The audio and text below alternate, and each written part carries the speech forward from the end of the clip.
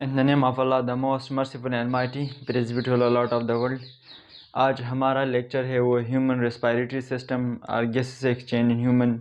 यानी कल हमने पढ़ा था जो लेक्चर में हमने प्लांट की गैसेस एक्सचेंज के बारे में पढ़ा था। आज हम जो कि human gases exchange human respiratory system यानी किस तरह ह्यूमन जो कि ऑक्सीजन लेता है और कार्बन डाइऑक्साइड रिलीज करता है, आज हम ह्यूमन गैस एक्सचेंज के बारे में पढ़ते हैं। सबसे पहले मैंने ये स्ट्रक्चर बनाया है शगल मन की हेड। ये जो स्ट्रक्चर है इसमें सबसे पहले ये जो है ये एक स्ट्रक्चर है, इसमें ये नोज़ल क्यूटी है, ये ऊपर वाले ये वाले नोज़ल क्यूटी है और इसके साथ साथ माउथ और नोज़ल क्यूटी की जो जगह आपस में मिलते हैं, इस जगह को जो कि पीछे आपस एक दूसरे के साथ मिलते हैं, जगह को हम क्या कहते हैं, फेरिंग्स कहते हैं। सबसे पहले जो ऑक्सीजन होते हैं हम उसको यानी नोज़ल ट्रेल यानी नोज़ल इसको नोज़ल ट्रेल कहते हैं। नोज़ल ट्रेल की वजह से नोज़ल क्यूटी की वजह से हम इसको फेरिंग्स की तरफ लेते हैं।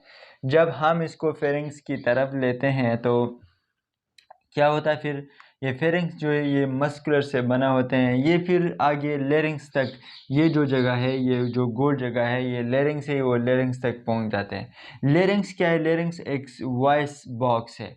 ये लेरिंग्स का स्ट्रक्चर मैंने इधर बना है, इसका स्ट्रक्चर इस तरह होता है, इसको हम ग्लोटेक्स कहते हैं और ये अपर वाले जो साइड है इसको हम एपिग्लोटेक्स कहते हैं। ये इस तरह के स्ट्रक्चर होता है। जब फूड आते हैं तो ये फूड जो कि स्टमक तक की तरफ जाता है, जबकि इस फूड अगर सीधा जाए तो ये फेफड़े की तरफ जाता है। तो इसकी वजह से ये ग्लोटेक्स एपिग्लोटेक्स जो है ये एक वॉल लगा होता है, फूड इस पे इस तरह रह जाते हैं और वो स्टमक की तरफ ले जाता है।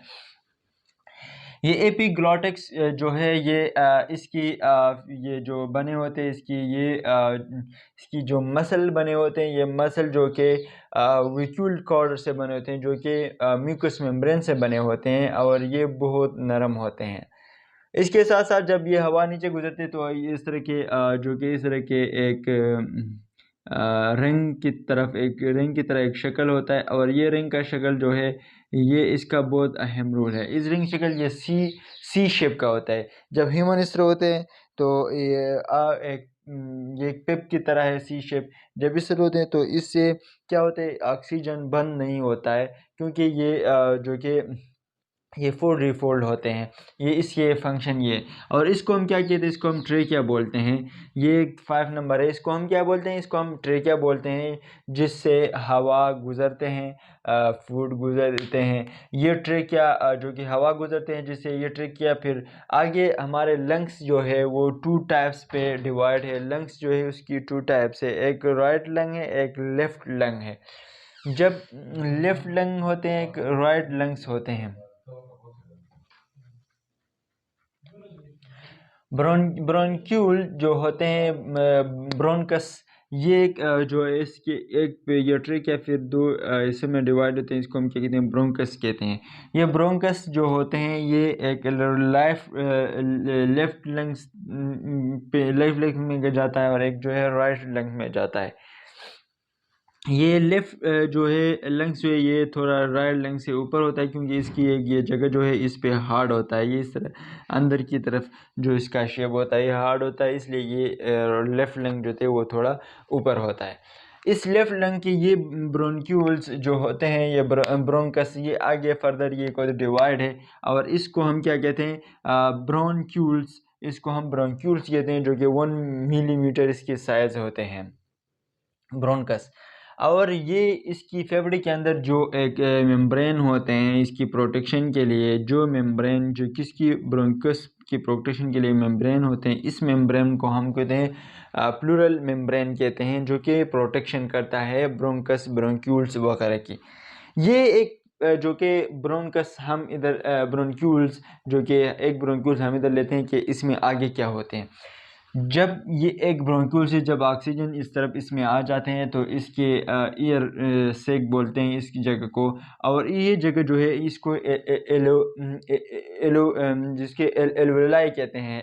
एल वोलस मीन्स एक ही एल्वेलाई जो कि वो ज़्यादा होते हैं, इसमें ज़्यादा इस तरह के ब्रोंक्यूल्स होते हैं, लाइक ग्रिप्स यानी अंगूर की तरह होते हैं। ये ऑक्सीजन इधर इसमें आ जाते हैं तो इसके इर्द गिर्द जो है वो के वेन यानी ब्लड के खून के रगे होते हैं, इसके वेन होते हैं।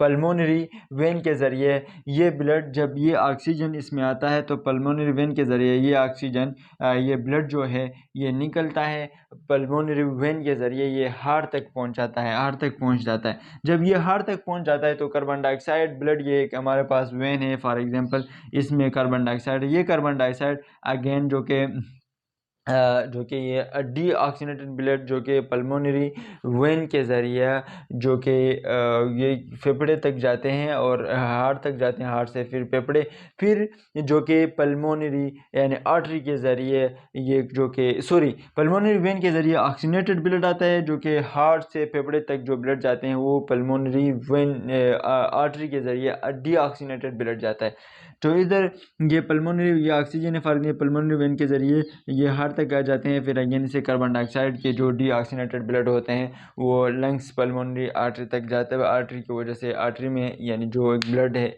ये एक वेन है उसके ज़रिए पल्मोनरी आर्टरी के ज़रिए लंग्स में जाता है, फिर ऑक्सीजन लेते हैं, फिर इसको क्या ऑक्सीनेटेड ब्लड करते हैं। ये थी यानी किस तरह ह्यूमन ऑक्सीजन जब ह्यूमन के आता है तो वो फेफड़े तक पहुंच जाता है, कार्बन डाइऑक्साइड निकलता है। इस तरह की जब आवाज़ बनते हैं, जब मेरा ये आवाज़ बनता है तो ये किसकी वजह, ये लेरिंग्स की वजह से, जैसे वॉइस बॉक्स है यानी यहाँ पे इंसान की